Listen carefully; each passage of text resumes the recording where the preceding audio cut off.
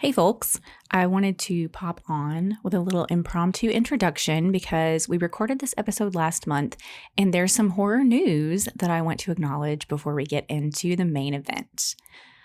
First of all, horror is big at the Oscars again this year. Sinners officially has the most nominations of all time. It's nominated for 16 awards, including 2 that are notable here in Women in Horror Month. Wunmi Mosaku is nominated for Best Supporting Actress, and Autumn Durald Arkapaw is nominated for Cinematography. Also, Frankenstein has been nominated for 9 awards, and not just in the token genre categories, but for Best Picture and Best Supporting Actor. And I have my criticisms of Frankenstein, but really, I just really enjoyed it. And Jacob Elordi's performance as the creature was one of the most memorable things about it for me. So I'm really happy to see him get recognized for that. And finally, Amy Madigan has been nominated for Best Supporting Actress as well for her performance as Aunt Gladys in Weapons. Again, this one was a standout performance, and it's great to see Amy Madigan in the running. And also, I just wanted to comment that there's a common thread in these films. They all offer an outsider perspective, which is something that genre film often does. Sinners is a story about a juke joint and vampires in the Jim Crow South made by Black creators. Frankenstein is a classic Gothic tale told by Mexicans. Guillermo del Toro, the director, of course, and Oscar Isaac, whose full name is Oscar Isaac Hernandez, the leading man, are both Mexican. Amy Madigan is 75 years old.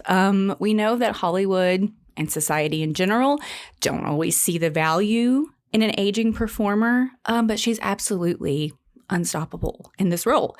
So I think what this tells us, what this continues to tell us, is that varied perspectives are important.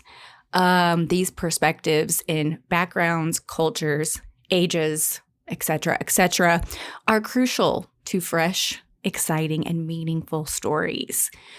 We also lost Catherine O'Hara this week. Of course, the horror community loves her for her role as Delia Dietz in Beetlejuice, but arguably her most iconic role is Moira Rose, a role she played in her 60s. And so, like Amy Madigan's Aunt Gladys, Moira and Delia are both characters who are just boldly and unapologetically existing in a very specific and offbeat aesthetic that I think a lot of us identify with. And these are women we love to watch, we love to laugh with, and we want to be like them. These women I've mentioned, both those on screen and behind the scenes, are such an encouragement to me. You know, I don't really talk about it specifically on this episode because I've said it a million times, but the reason Women in Horror Month is important to me is because growing up, I didn't really think about it growing up, but as I got a little older, I just didn't know really that there were other girls that were into horror. And so anytime I see a really strong, offbeat character in horror or not, it resonates with me. And so I don't always watch the Oscars, but I will be watching this year. Last year, I watched to see Corley Fargeau and Demi Moore in the spotlight for The Substance, and I have even more folks to root for this year. That's very exciting. And last but not least, we're living in some crazy times, friends. I have been just sort of overwhelmed and baffled, as I'm sure many of you have been. And it's really easy to be discouraged. It's hard to know kind of what to say and what to do. But I find some solace, as I always have, in human creativity and expression, which of course includes film. And if you listen to this podcast long enough, I think you know why film is important to me. It's probably important to you for the same reasons, but these stories, especially horror stories and genre stories, remind us that life is beautiful and it is ultimately worth the struggle. We often encounter lots of different types of monsters, lots of different types of just insane people. And horror is ultimately a story about a struggle between good and evil, whether that be with a physical monster or a struggle within yourself. And so they give us an outlet, they give us a language to deal with difficult things in life. And they help us identify with different worlds, and film in general helps us identify with different worlds, different types of people. We get to see perspectives, environments that we normally would never see in our daily life.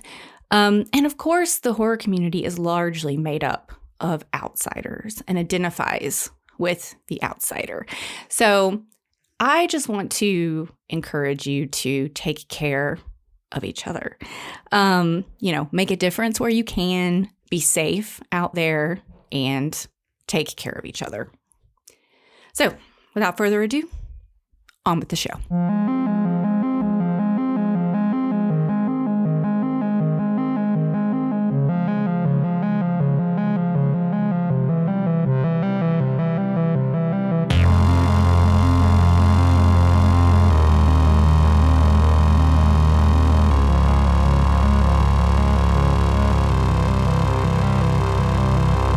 Welcome to Light and Shadow, a podcast about the complex themes presented in the horror genre.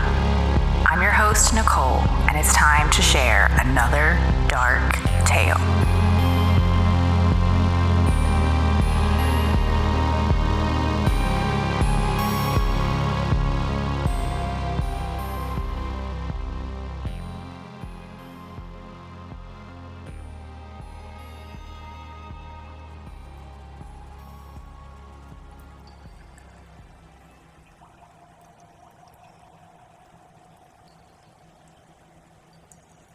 Hello, friends and weirdos. Happy 2026 and happy Women in Horror Month. We're back for yet another female-focused episode, and this year we're discussing a movie I've wanted to talk about for a very, very long time, and that movie is The Descent from 2005. And this evening I am joined by friend of the show and first-time guest, Caitlin from Plug It Up. Welcome, Caitlin. Hello. Thank you so much for having me. Absolutely. Like, we've kind of known each other for a little bit. We've been in the sort of podcast space together. Took us forever to do an episode together. And then you graciously invited me on your show, I don't know, maybe 6 months ago or so. Yeah, I feel like time is passing so quickly. But yeah, we covered Relic. Yes. Yeah. And so I've been waiting for the right opportunity. And I had a feeling that The Descent would be your jam. Yes, we'll get into it for sure, but I was very excited when you told me what the topic was. So for my listeners who may not be familiar with you, please give us a little bit of information about your show. Yeah, I have a podcast called Plug It Up, which is named after the scene in Carrie where they chant "plug it up" and throw tampons at her. Yeah. And it's a show about the monstrous feminine. So it started out as a show looking at the monstrous menstruation trope in horror. So specifically movies like Carrie and Ginger Snaps and Veronica. Just sort of a quick experiment to just, learn a little bit more about what's so monstrous about menstruation to horror writers and looking at women in horror. More broadly, I expanded it to look at monstrous motherhood and then the monstrous feminine in general. So I do a lot of women-focused horror over there. Also a lot of general horror. It's kind of evolved into something new, but it's at our roots, we're a women in horror podcast. So yeah, which is, like I said, I always do a Women in Horror Month show every year. But for you, like, almost all the time, it's Women in Horror Month for you. It's a special time. I love Women in Horror Month. It really is. And I do sort of different things for Women in Horror Month. Sometimes I do female stories. Sometimes I do female characters. Sometimes I do female creators. And of course, this year it's more female characters, female stories. But since your niche really is women in horror, I wanted to give you a few minutes and a little bit of space to talk about, like, do you have any favorite female creators or female stories that are really near and dear to your heart? I do really love Carrie. It's one that speaks to me, and it always has. It's been a longtime favorite. But I feel like recently I get really excited about Julia Ducournau's projects. I loved Raw. Raw is one of my favorite movies. Titane, as we anglicize it, or Titan, if you go for the French version, is very bizarre and was quite the experience in theaters, and it was a fun one to cover on my show. And I'm really looking forward to what she does next. So she continues to surprise me. There are some actors I'd really be excited for her to work with too. That I've heard, a couple actors drop her name, and I just get excited when I think about her projects. So she's one that I always have my eye on. Do we know what she's doing next? Apparently, she had a movie hit the festival circuit at the end of last year, but I don't know much about it. I don't even recall the title, but it's supposed to get a wider release this year. So I don't know if it's horror leaning. I would assume based on her body of work that it is, but who knows? So. All right. Well, we'll be looking for it. I think the horror community in general will be really excited to see whatever she does next. Yeah, her and Coralie Farja, I feel like they are the hot ones right now for women in horror. Yep.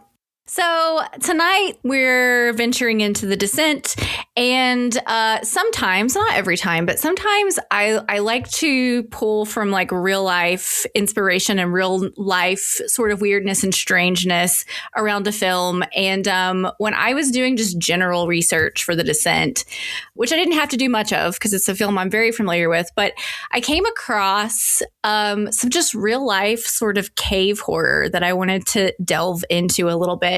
And I came across this phenomenon that I had never heard of. But are you familiar with Missing 411? Yes, this is one of my favorite, not even conspiracies, but just sort of coincidences and incidents that we have access to this information. Yeah, so I had seen that sort of that map that's made its way around where it overlaps all the missing people, all these mysterious missing people with the cave systems in America. And there's this huge overlap. And I had seen that before, but I did not know that it was part of this sort of bigger, I guess it's sort of considered a conspiracy theory. I guess it depends on the view of what's happening here. But for those at home who aren't familiar, Missing 411 is this phenomena where these people have gone missing in national parks, cave systems, in the wilderness. And I mean, that doesn't sound crazy, right? Because when you're in these remote, wild places, it seems like you are more likely to be set up for some kind of misadventure. But there's a man named David Paulides, but he wrote this book about Missing 411. He's done documentaries about it, and he believes that it's a more sort of nefarious thing, that there's more going on. Maybe it's Bigfoot, maybe it's feral cave people, maybe the government knows about it. And I found it fascinating, and I have gone down a YouTube rabbit hole with this thing. Easy to do. It's really, it's one of those things where on the surface you're like, yeah, of course, that makes sense. It's a treacherous terrain. It's, a dangerous territory. But the deeper you get into it, you're like, yeah, what is going on? It's pretty intriguing. Yeah, it is one that is you sort of want to believe in, kind of like Bigfoot. Yeah. We all want to believe that Bigfoot and the Mothman, it's so much more fun to believe that these things are real. Yes. But the most kind of, I guess, famous Missing 411 case is Kenny Veach. Have you heard his story? I have. I listened to, I don't even remember what podcast it was now, or maybe it was a YouTube rabbit hole that I fell down, but I did learn a little bit about his story.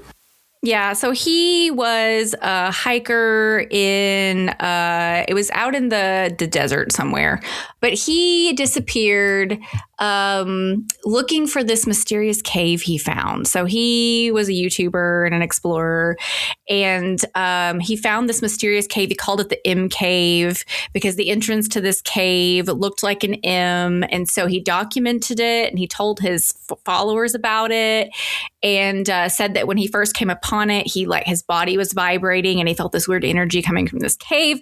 And so he was like, oh, I'm going to go back out to M Cave and explore it further, and disappeared off the face of the earth. No one has ever heard from him again. And now thousands of people have tried to go out and find this M Cave. No one can find it. Again, it's just this super, super intriguing thing.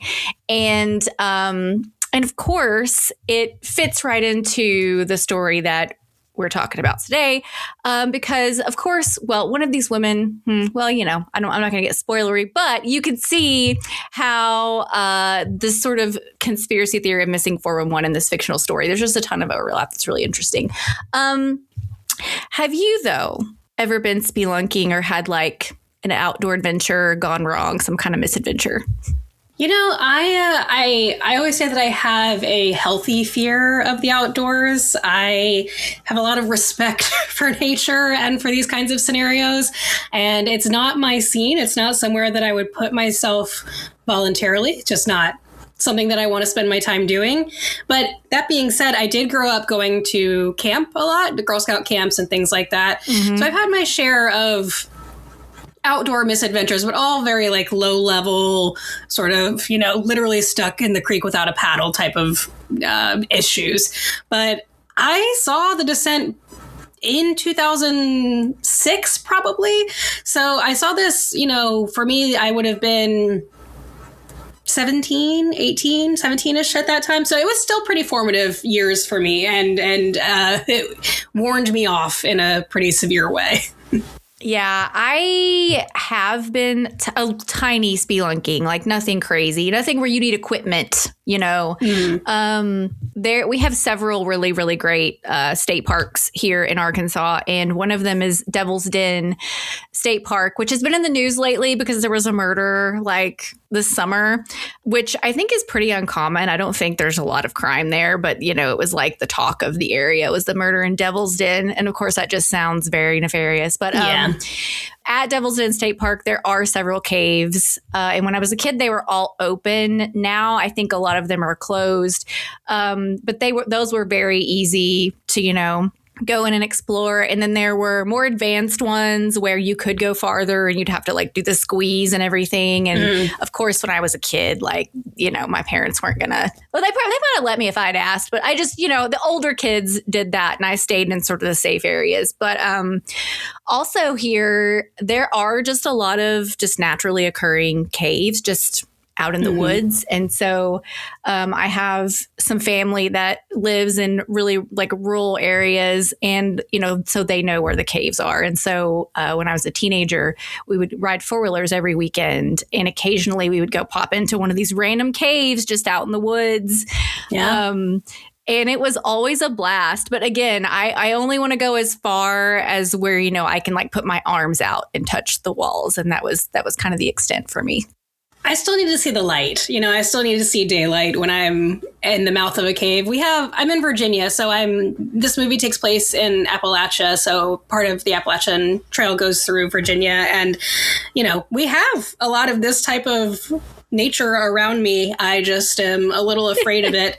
I think there is a Luray Caverns, which in the movie Holly calls boredom caverns, and how it might as well have handrails in a gift shop. Luray Caverns has handrails in a gift shop. So I walked through one that, had handrails in a gift shop, but that's as far as I would ever venture, I think.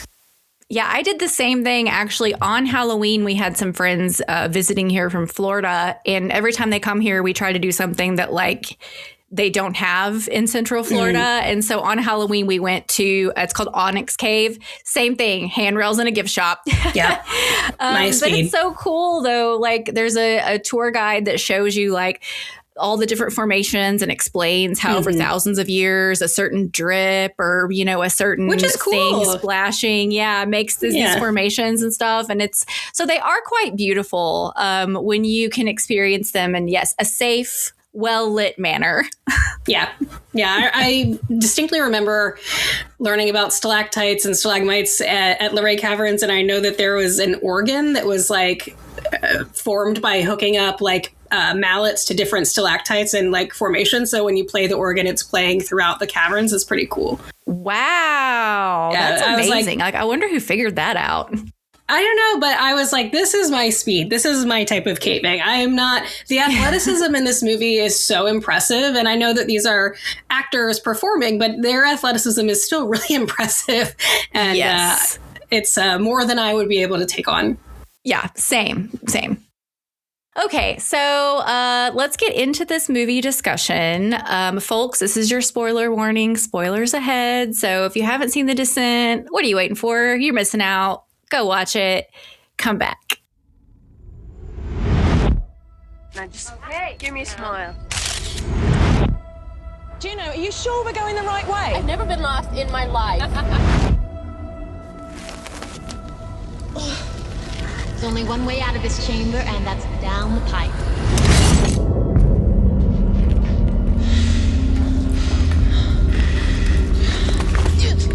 I'm stuck!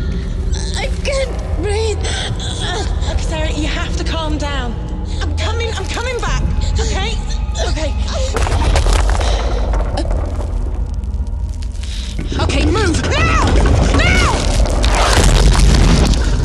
This is not good, guys. Can we get out of here? Which way? I don't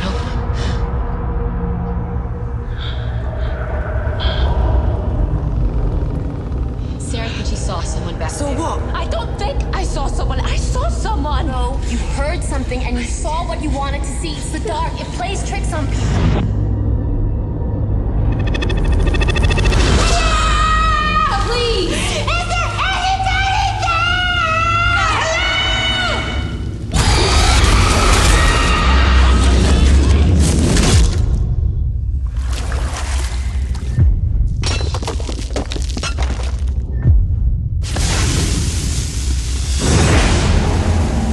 What was that? I told you I saw someone! Batteries on our lights will run out.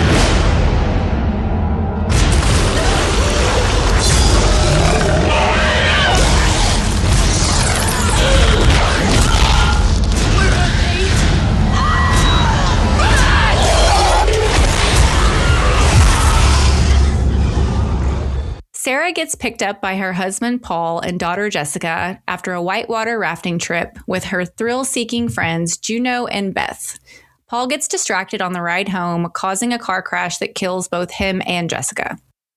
Sarah awakens in the hospital and collapses after Beth tells her about their deaths.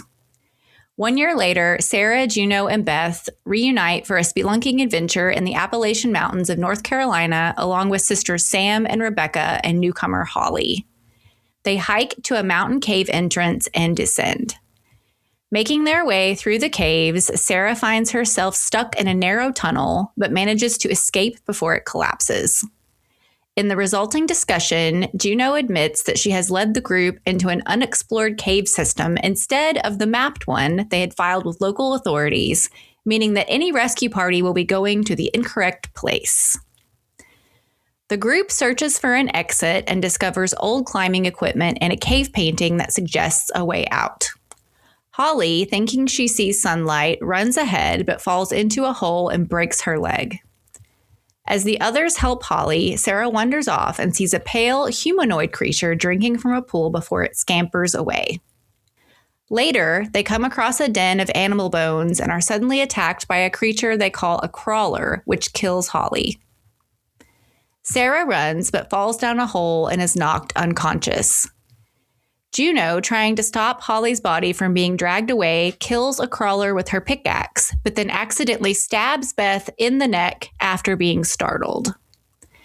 Beth grabs Juno's pendant as she collapses, and a traumatized Juno flees. Sarah awakens to find herself in a den of human and animal carcasses, witnessing Holly's body being mauled and eaten by crawlers. Juno discovers cave markings left by previous explorers pointing to a potential exit from the caves. She finds and saves Sam and Rebecca from a crawler, and Sam deduces that the creatures are blind and hunt by sound. Sarah finds a dying Beth, who reveals both that Juno stabbed her and that Juno's pendant was a gift from Paul, confirming Sarah's suspicions that Juno and Paul had been having an affair. Beth begs Sarah to end her suffering, and Sarah reluctantly kills her with a rock. Sarah then encounters several crawlers and manages to kill them all, falling into a blood-filled pool in the process. Elsewhere, Juno, Sam, and Rebecca are pursued by a large group of crawlers. They reach a chasm, and Sam tries to climb across but is attacked by a crawler on the ceiling. It rips out her throat, but she stabs it before bleeding to death. Rebecca is dragged away and disemboweled as Juno flees. Juno later reunites with Sarah and lies about seeing Beth die. After defeating a group of crawlers near an exit, Sarah confronts Juno, revealing the pendant, her knowledge of Beth's fate, and the affair with Paul. She then stabs Juno in the leg with a pickaxe and leaves her to die as a horde of crawlers approaches. Juno removes the pickaxe from her leg to hold back the crawlers and is heard screaming as Sarah escapes. Sarah falls into a hole and loses consciousness. When she awakes, she sees sunlight and clambers up a slope covered in bones to escape the cave. She reaches her car and speeds away, eventually pulling over to break down in tears. After a truck passes, she vomits out the window. When she sits back up, she hallucinates seeing a bloodied Juno beside her and screams. In the UK version, Sarah awakens still in the cave and has a vision of Jessica smiling as the sounds of approaching crawlers grows louder. So you mentioned that you first saw this pretty much as it came out. But which ending did you get in that first viewing? In my first viewing, I got the US ending. So I got the ending where she's in the car and has the vision of Juno. I have seen both versions many times, and I do think the UK version is really compelling. It's, it's heavy, but it makes a lot of sense. For continuity's sake, like they did make a Descent too. So if you're going by US rules, that one is the one that leads to a part 2. But I really like the UK ending. I like both. I mean, both are fine. It's a fantastic movie. So I'm just happy to be watching it either way. I think so for me, I definitely prefer the UK ending. And I didn't even know there was a different ending for a very long time because I first saw this movie like streaming. Or I guess at that time it was like on demand. I was at Mardi Gras, the only time I've ever gone to Mardi Gras, in 2007. And it was like the end of the day. We had done all the crazy things all day. We were back at the house and we were trying to decide what movie we wanted to watch. This group I was with, not a horror group, just a group of normies, they selected The Descent. I was like, great. But all the trailers I had seen made me feel like it was just another, sort of like mid-grade monster movie. I wasn't expecting much, and then was blown away, like knocked my socks off. And I could not believe I got the UK ending, and I could not believe they ended it that way. I was like, she didn't get out? Really? It's so bleak. Yes. And I loved it. So I think the US ending, it doesn't take away from the movie really, but I think that UK ending is part of the reason why I love this movie so much. I mean, it really won me over that they went there with the ending. It's bold, and it just elevates the movie that little bit for me. Agreed. I totally agree. So for this movie being Women in Horror Month selection, it's obvious why. But for the first time ever, I found myself thinking, because Neil Marshall directed this, wrote and directed it. So we've got, male writer-director. And I found myself wondering, like, why did he choose women for this movie? Because like you mentioned earlier, they're very tough. They're very like aggressive. There's really, I think, well done, complicated dynamics within the group. And I just thought, why did a male creator choose to put women in this story? And I did come across an interview with Neil Marshall where they asked him that question. And he said that when he was doing research for the film, just getting to know like people who were into sort of extreme sports and outdoor sports, he just noticed that there were just as many women as there were men, and that he initially was going to have a mixed cast.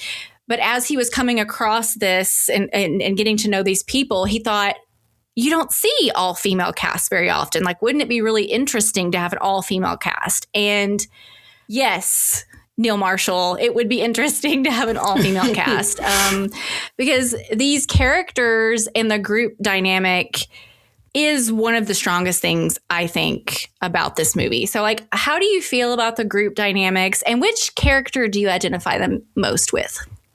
I love these questions. I love thinking about this topic. I love a female cast just in general. It's just so nice to see someone taking the time to look at, especially female athletes and extreme athletes in this case, especially because that is not a personality type that I have, and nor do many of my friends. So it's kind of neat to like have a peek into it. But I love that he chose an all-female cast to display some of that athleticism that we get to see. But also because I think me as a woman, I hold my friendships with other women so precious. They're so important to me. And I think when you have a movie, especially a horror movie that deals with treachery in friend groups like this, like you get with Juno's betrayal, I think it's just that much more impactful that these are supposed to be, you know, your sisters, the people that your ride or dies. And I think it just hits that much harder. The treachery. It's kind of like when I think about The Craft and the friendship dynamics in The Craft and the treachery with what happens to Sarah in that movie. And we have a Sarah in this movie. But I think that it was a really smart choice just in terms of audience and in terms of actors, but also in terms of story dynamics to make it an all-women cast. And I relate the most to Beth. Beth is the English teacher. She's, I think she's on the older end of the group. They like give her some hell for being over 25 or something, which is insane.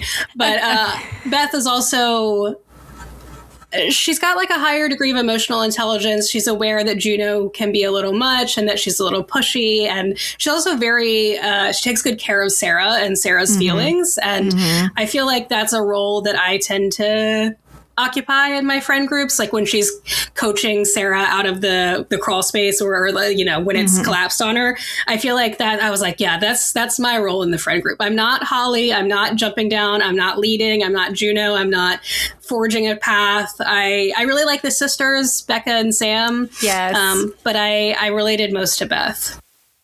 I have the same answer, actually, for similar reasons, maybe just a little bit different. But yeah, Beth to me she's both like skeptical and loyal. Like she's good at like reading the room and reading people, which is something that I'm good at. And she's so loyal, especially to Sarah. But you can tell that she might sort of be like a little bit of the glue that holds this group together. Like I think Beth and Sarah together are sort of the bridge of the group. And that's something that I have sort of been throughout my life, is, you know, a bringer together of people, if you will. So I mean, all of these ladies, I think we would be lucky to be like any of them. Well, most of them. Well, yeah. But yeah, for the first time in this viewing, I was like, oh, like, I wonder if it's like a, you know, it's like a quiz on the internet. Like, which one are you? Which descent girl are you? Which descent girl are you? Which friend are you? So another thing I was thinking about whenever I was watching it this time is like, how the heck did Juno find out about this place? Any theories on how she found this place? You know, I don't know if this is like pre-Reddit. I don't even remember when Reddit came on the scene, but I feel like maybe like a message board or forum back in those days, like just digging into spelunking or caving forums and getting a heads up on systems to, I guess, avoid, but taking them head on. Yeah, I mean, it doesn't really matter for the story, but I was just like, yeah, what has she been doing? Like, I guess she's like maybe she's from the area. We don't know really where Juno is from. So maybe she's from the area. Like, did you know? American, or seemingly. Yeah.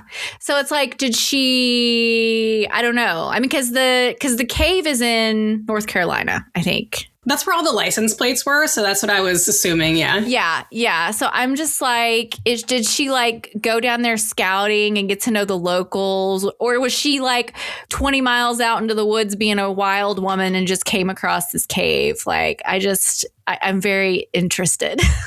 Yeah, I mean, they do mention like, oh, Juno scouted the path or something. So like she knows how to get there, which like the hike to get to the cave would have been enough adventuring for me. Yeah, I mean, it is extreme to get out there. And they mention a couple times basically the are we almost there? Like, are we there yet? Are we getting close? You know?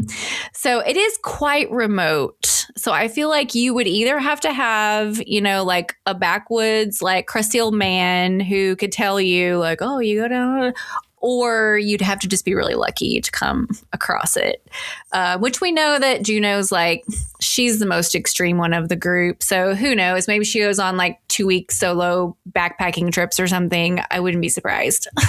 I wouldn't be either. The fact that she takes like a long run at like 6 a.m. before going caving, I was like, okay, cut it out. Like, take a break. Oh my gosh. That was such a great little character bit about her. Yeah. And honestly, so back to the characters a little bit.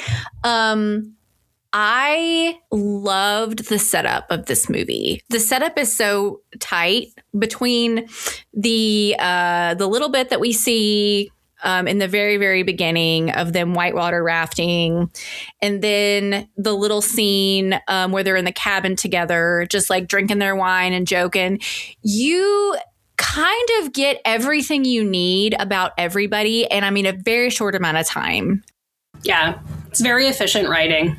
Yes. Like, even though we don't get to spend a lot of time with almost anybody, you get a very good feel for who each of these women are and like what their sort of archetype and like role in the group is. And this happens very quickly so that most of our action is like in the cave. Yeah, I appreciate that. And I also just totally breezed past the insane opening of this movie with the car crash. Intense. Yeah. I was watching it with Tony and I think he had forgotten, he hadn't seen it since it came out essentially. And I was like, oh boy, you're in for a treat because this movie rules, first of all, but also like starts on an intense note, ends on an intense note. Like it's pretty hardcore right from the start. Because for a movie to open with, you know, especially on a second watch, like the little winks and nods you get where you can kind of see the affair happening in front of you. So like getting that, but also getting the death of a child in the very beginning is pretty severe. Yes. Yeah. You know that you're in for it when a filmmaker decides to go ahead and just take the kids out. But I do think that that's maybe one of the reasons why the bleaker UK ending works for me too, is because, I mean, you really get hit. I mean, right in the beginning, it's a gut punch. And also like emotionally too, because when Sarah's in the hospital and she wakes up and she's like weeping in the hallway and Beth is holding her and she's like just a broken person. It's so emotional. Yeah. It's intense right off the bat. And also the score that is in this movie also just like opens up the scale of it. Yeah. And in that beginning when she's having her breakdown, the score is really big. And so I feel like every time we get that same sort of sweeping music, it's all working. It's all working. Yeah. Absolutely. So wait, we touched on this already. I know the answer to this question already, but whenever Sarah gets stuck, because this movie, it should be said, is scary, intense, and effective without the monsters. Yeah. Love a good creature feature, but I mean, we are already terrified. And when Sarah gets stuck, I mean, I feel like I would be out. I think I would just die. Yeah, it couldn't be me. Like, it wouldn't be me, baseline. Just, I would not put myself in that situation. But like looking at any sort of caving history and what happened in like the Putty Caverns, or was it the guy's name was Putty? I can't remember, where he got stuck sort of upside down and died. Like all of that is so terrifying to me.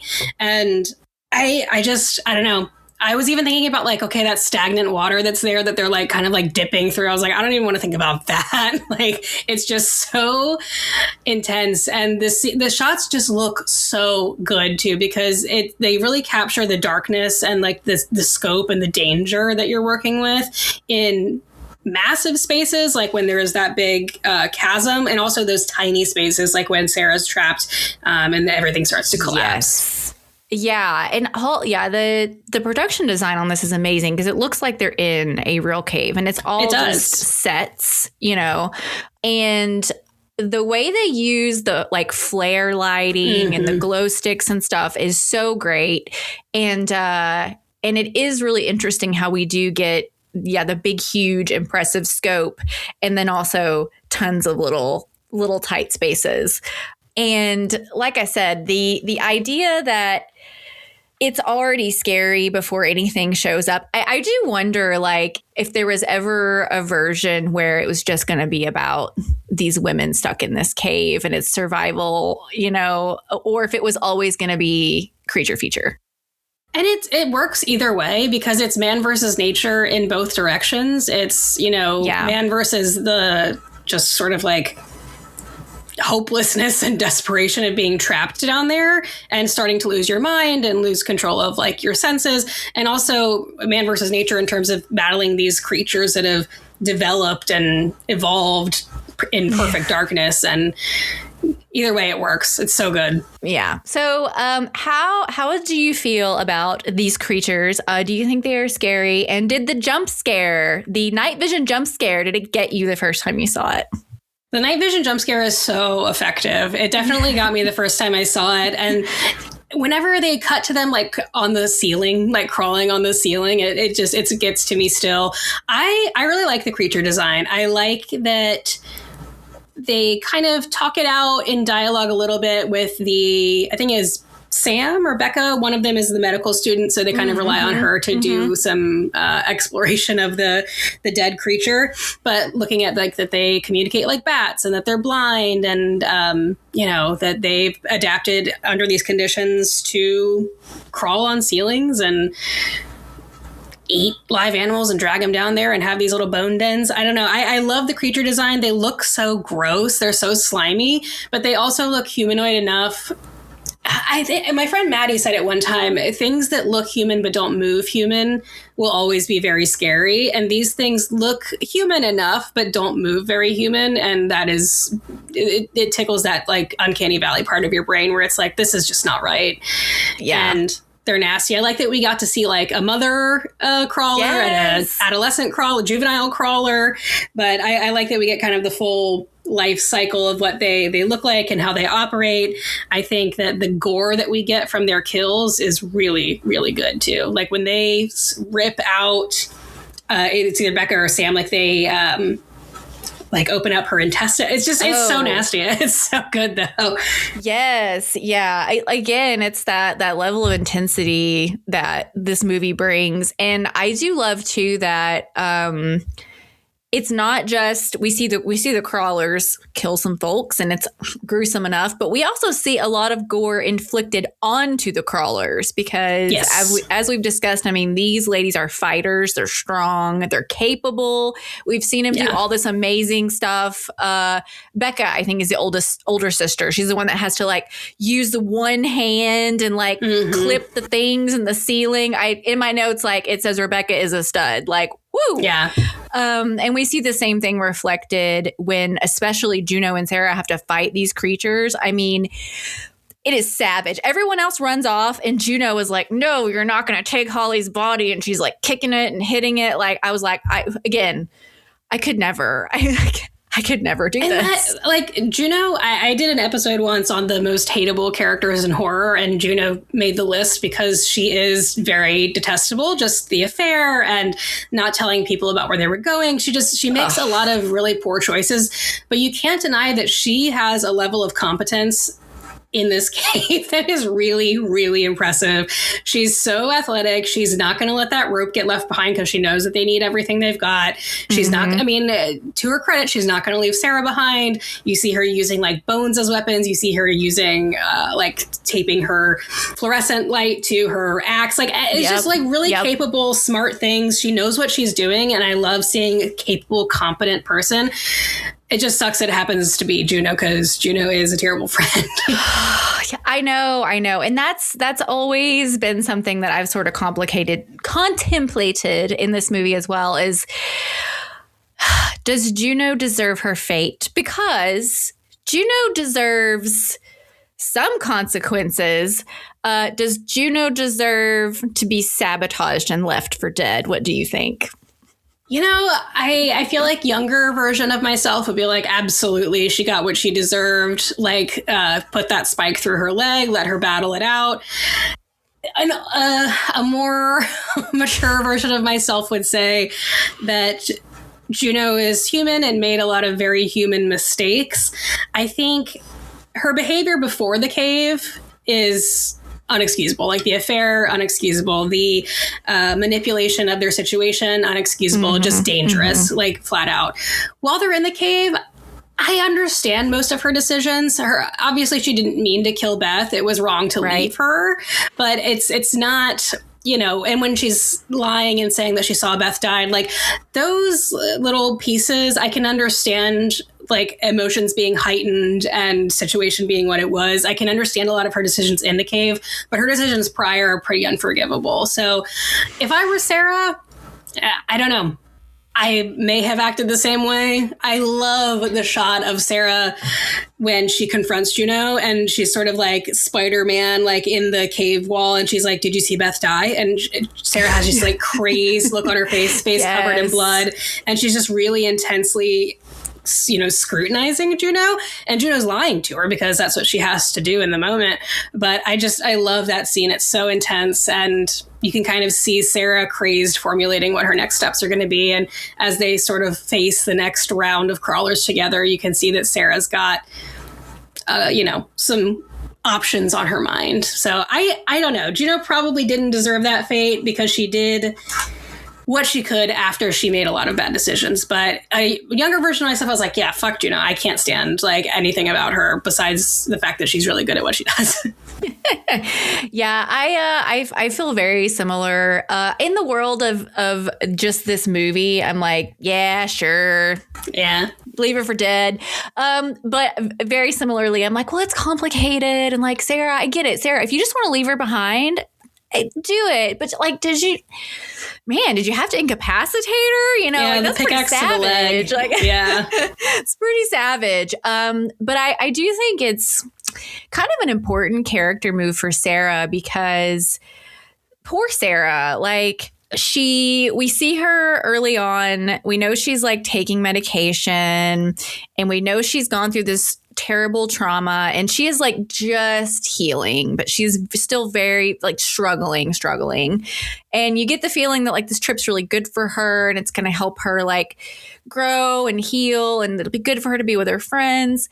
But like, as things start to fall apart, you can just sort of feel Sarah's psyche also falling apart. And so I think that after she is on her own and she ends up in the blood pool and she has to like fight back and kill these creatures, I feel like, I mean, she's a different Sarah.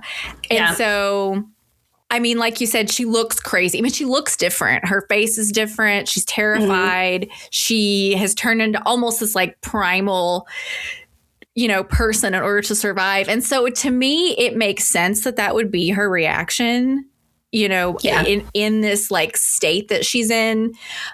But there's also this theory out there that Sarah killed everybody. Have you heard this? Do you have thoughts about this? I have heard this. I've heard like varying.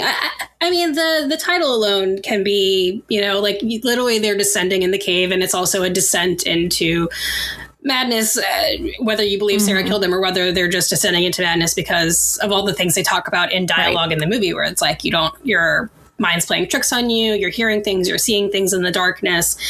I think the Sarah killed everyone theory it's interesting. Like, it's an interesting thought experiment, but it ultimately makes for a really sad and boring story. So I hope that that's not the case, because especially with Beth, like I hold that friendship so dear, and I don't want to think that she would have killed Beth. But I definitely can see where people would, you know, piece that together. Yeah, I think people have poked holes in it where there's like the continuity and stuff doesn't quite work out. But I do love a good, you know, somebody snapped and, and killed everybody theory. It's always fun to think about. But in this case, I think it's because we know she seems like a little bit of could be a little bit of an unreliable narrator, right? I mean, they set that up when she's the one that sees the creatures first. And like you said, they've already said, again, with this great writing, Becca's already told us like, oh, well, it's pitch dark and you can hear things and you can see things that aren't there. And we know that Holly thought there was daylight, but it was just like reflection in the rock. And so all these little things have set us up to sort of maybe not believe that what she's seeing is real. But I think once everyone starts to see the creatures, it makes sense that they're seeing a monster and not their friend has lost it, So I don't think that theory quite holds up, but it is a fun one. It's a fun one to think about. And of course, again, if you've seen The Descent Part 2, if you think that has any bearing on this story, you know that they're real. It's not in Sarah's head. Although, if memory serves, they do kind of suspect, like they're skeptical of Sarah a little bit at the beginning of Part 2. They are, which is appropriate. Yeah. I mean, given what she went through before the caving incident and then during and after, it's like, fair to be skeptical of her state of mind. But yeah, I like that the monsters are real. They're scary and like they sound crazy. I really like it. I like watching them got. And I like that shot of Sarah rising out of like the blood pit. Just like it's so good. I know it's so good. And then she ends up like with her torch and she's like standing on the rock with her torch and lets out the big scream. Like, what a moment. What a moment. Yeah. Bravo, Neil Marshall. Yes. And I also really love the end of this movie. Like Sarah's escape is just amazing and unhinged and frenetic, and I love it. And this time it reminded me a lot of the ending of Texas Chainsaw Massacre. Oh, yeah. Yeah, the Sally Hardesty sort of like eyes covered in the back of the truck. Yeah. Yeah, long blonde hair. You can, and it seems like she's never going to be okay again, Yes. Yeah, 100%. Yeah, that's a good comparison. Yeah. And I just love that shot of her like breaking through the ground, like her arm shoots up and she just covered in the branches and everything else is beautiful and like natural colors and the greens and the blues. Yeah, and she's just like red and insane. Has literally come from hell. Yeah, I was like, we see her come out of the ground and we see her run through the woods and we see her run past the river. But like this exit, I think it's very unlikely that this second cave entrance that she gets out of would be anywhere near the car. Like it seems like she just gets out of the cave and just goes to the truck. And she navigates. She like intuits where to go. Yeah, which I guess that's probably why they showed us the river, because that was sort of their wayfinding to get to the cave in the first place, was you follow the river. So that's probably for people like me who are like, oh, well, she wouldn't be close to the car. Okay, make sure we get the river in there. Like, but that whole thing, I just love how insane it is. And again, the score is big and it's just chaos and it's gorgeous.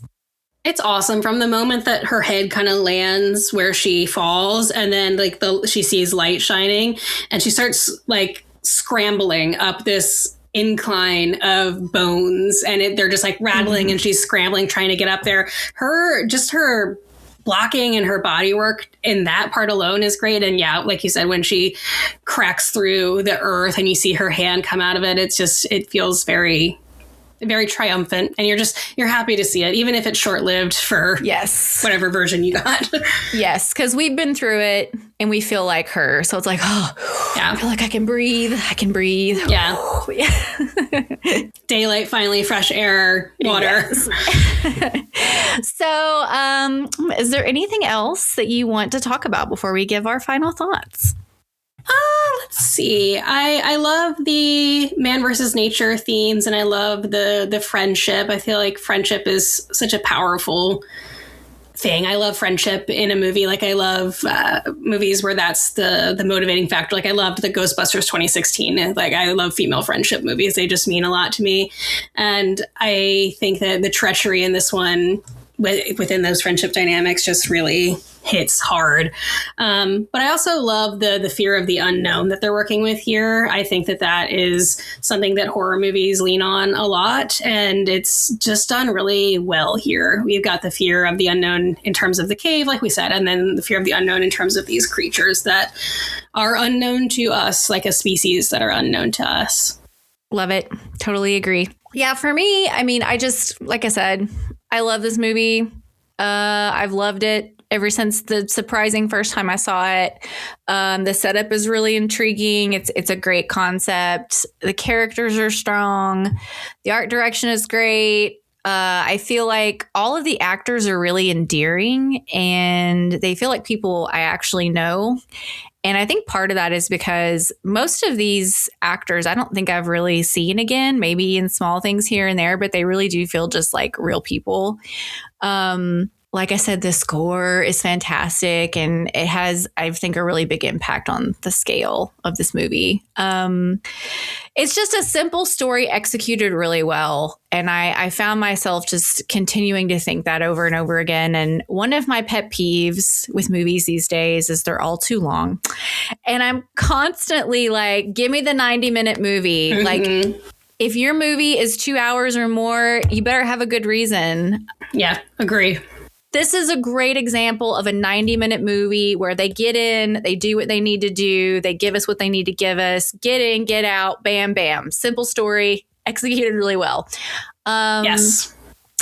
It's a fun monster movie. It's a great creature feature, but there's just so much more meat on the bone here. And I love that. And I think that's why it has continued to be so well loved in the horror genre. You know, you hear lots of praise for this movie, well deserved. It holds up. It does. Yeah. You know, it's been 20 years now and it holds up very well. Yeah. Like, I still believe the friendship dynamics. I still believe the technology. Like, there's nothing that really dates this besides maybe the camera that they use to take that group photo, because we have cell phones now, or, we have, smartphones now, but it just feels so relevant. Like, everything feels like it could happen today. And all the characters also have such clear motivations where I'm like, okay, this makes sense. I understand these people. I know people like this to an extent. So. Yeah. And all of that stuff, all of the stuff that's good, regardless of the horror, that is why I think this movie is remembered, where a lot of similar creature features are, long forgotten. So, yeah. Long live The Descent. Yes, totally agree. Okay. So if people like The Descent, which is lots of people, what other media would you recommend people check out? Oh, gosh. I thought I was prepared for this question, but I guess I wasn't as prepared. I love a creature feature in general. I tend to love like animal attack movies, and this is less animal and more, unknown creature. I am really excited to see Primate. I have not seen it yet, but I've heard good things. So I would check out any number of the like Anaconda and Arachnophobia, any of those fun creature features. Oh, I love Arachnophobia so much. It's so good. And then I just love things that focus on women in horror, whether it's women directed. There's a really interesting podcast called More Deadly that focuses on women directed movies, but the conceit of the title of their podcast is that the female of the species is usually the more deadly, which is fun because, when I think about like that mother crawler in this movie, I'm like, yeah, she was probably ready to rip some people apart after her baby was destroyed. So More Deadly is also a place where you can find all kinds of good women in horror content. All right. Yeah, I'll have to check that out. I've not heard of that one. So I went kind of a different direction with this. So of course The Descent 2, if you like the first one, it's like a decent sequel. It's not, it's fine.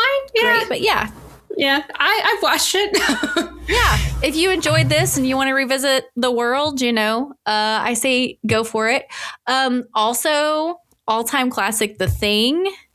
If you want to see the male sort of equivalent to The Descent, for real, check out The Thing. Of course, lots of isolation, paranoia, possible shenanigans, all that stuff is there, of course. I would say Alex Garland's Annihilation is a good one. Another all-female cast, strong, capable, bold women in this kind of weird setting. Deliverance, which is another, wilderness survival story, a very different plot, but similar vibes. I love that movie. Another one that I just watched for the first time, Horror in the High Desert, which is... Oh, I haven't seen that one. It's pretty cool. It's a mockumentary, and it's basically based on the Kenny Veach story. Oh. So, yeah. So this guy has gone out looking for this cave, and his family's looking for him. Nobody knows where he is. And then the very end of the movie, they have found his camera. Oh boy. And weirdness ensues. I'm into that. There's 5 of them. I think I watched 3 of them, and the first one's pretty good. The second one's pretty good. And then you sort of get diminishing returns, but it's also that kind of thing where you can just put them all on a Saturday and just have a good time. Yeah. I love letting Tubi or whatever the algorithm for whatever streaming platform I'm on take me on a journey while I'm cleaning or doing some project throughout the day. Yeah, I will definitely be revisiting this franchise in the future just as a comfort watch. Gotta do it. 2 more things I want to recommend, and these are podcasts. One of the original creepypastas is Ted the Caver, and it's about Ted, who's a spelunker, and you're reading his journal entries of, again, he found this unknown cave, and he and a friend of his are exploring this sort of unknown cave, and, again, weirdness ensues. And the last one I'll recommend is an episode of the Magnus Archives called Lost John's Cave. And Magnus Archives is a great creepy horror fiction podcast where it's a little bit X-Files-ish, where they're each little standalone stories, but as you listen, you realize this is part of a larger world. Mm-hmm. And Lost John's Cave is an episode about 2 sisters who go spelunking, and maybe they make it out, maybe they don't.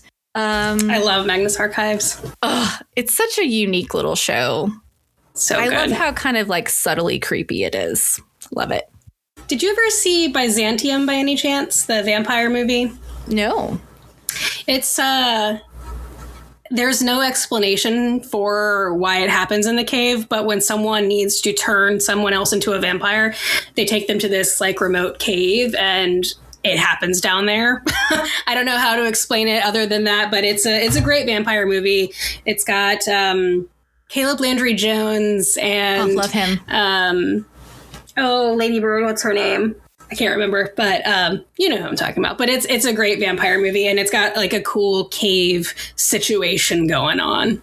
All right, yeah, I will. That sounds up my alley. I will have to check that out. I've definitely heard of it. It's just not one that I've seen before. Because, there's so much horror. There's a lot. We'll never see it all. We'll never see it all. That's why we have to consume as much as possible while we're here. Oh, well, Caitlin, thanks again for coming on. This has been a lot of fun. So please remind people where they can find you, and also tell us what's coming up on Plug It Up this year.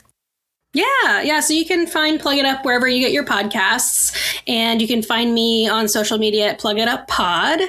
And this year, so I look forward to getting sort of back to my roots. I was doing a little bit of just general horror for a while, but I really want to get back to the monstrous feminine as a concept. I really want to cover Begonia on my show. We know each other from Straight Chilling, and I was really enjoying their episode and the discourse on their Slack about Begonia and the idea of this sort of CEO monstrous feminine figure. I don't know. I'm just very interested in that, and I love what Yorgos Lanthimos does, so I'd like to get back into that. And so yeah, I still need to do my 2025 recap, so that is what's up next on the docket. But yeah, lots more of the good old-fashioned monstrous feminine to come. So you are like me in that you're a one-woman show, and I know that you often have guests and stuff, but you're doing it. You're doing the planning, you're doing the research, you're doing the editing, you're producing it, you're publishing it, all the things, literally.